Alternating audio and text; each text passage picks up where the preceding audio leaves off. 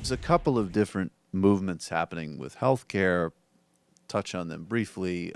There's a bipartisan bill, or it's not a bill yet. It's they're crafting it from the supposed, I mean, the Republican Tuesday group. I can't call them moderates. The Republican far right wing members of the House versus the far Bellevue members of the House Republican caucus, and some actually what could be called, in fact, conservative center right Democrats. They, in fact, do exist. There's discussions to craft something that would stabilize subsidies for the Obamacare exchanges, but on the other hand, might allow states to tinker with regulation of insurance packages. Again, this isn't a bill yet, but there's a report in Politico that could be very problematic. The third component is that they want to move the mandate and raise it to businesses with 500 employees or more, so it would take small businesses out of the healthcare mandate. Uh, Again, I guess if you seriously made up for that for individuals with subsidies to cover those people, or maybe in some cases people could be covered by Medicaid or whatever, that could potentially work. But I would want to see a lot more details of that.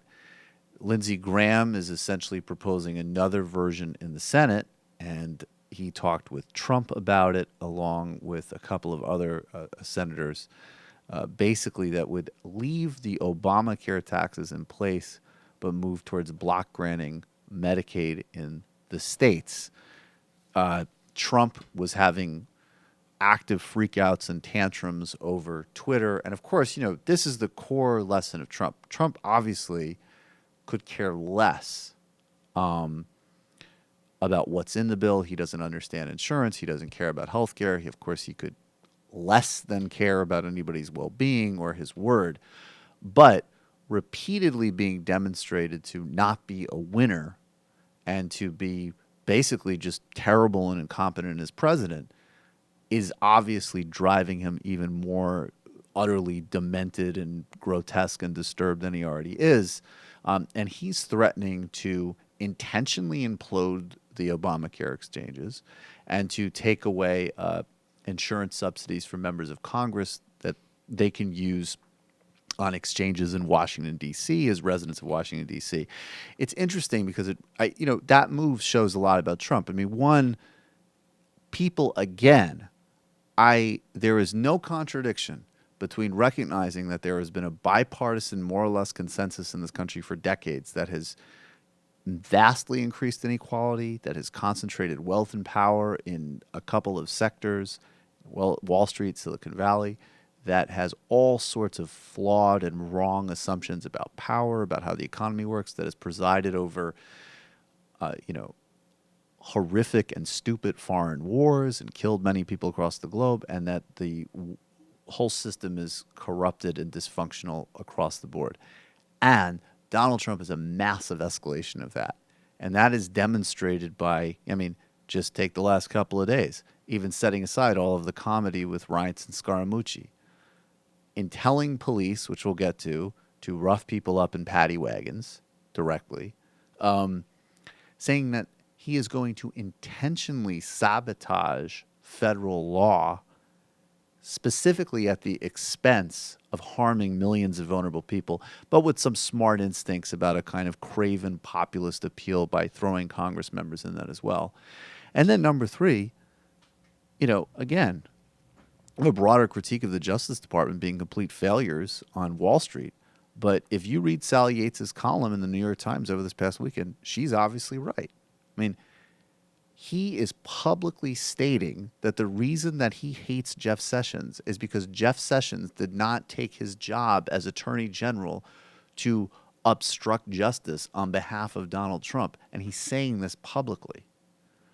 Those three things, from a overt call for police abuse and violence, which is already obviously structural and prevalent, to intentionally sinking a federal law specifically to capriciously harm people because he can't get a win because he has no idea what the fuck he's doing, to a increasingly visible and aggressive assault on the rule of law, is real and distinct and should be noted. Now, here is Susan Collins.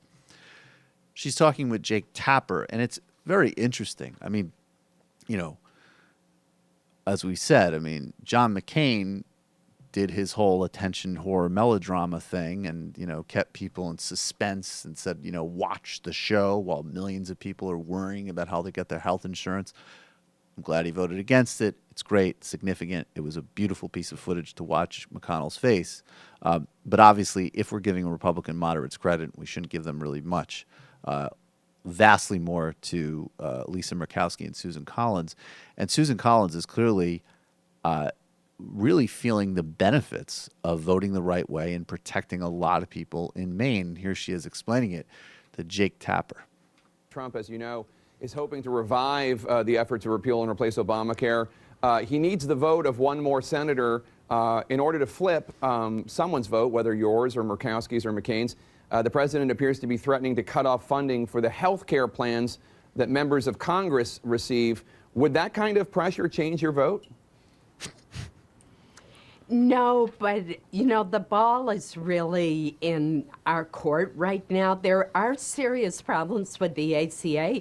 We're seeing collapsing markets in some areas of the country where even though people have subsidies, they're not going to be able to buy an insurance policy. So our job is not done.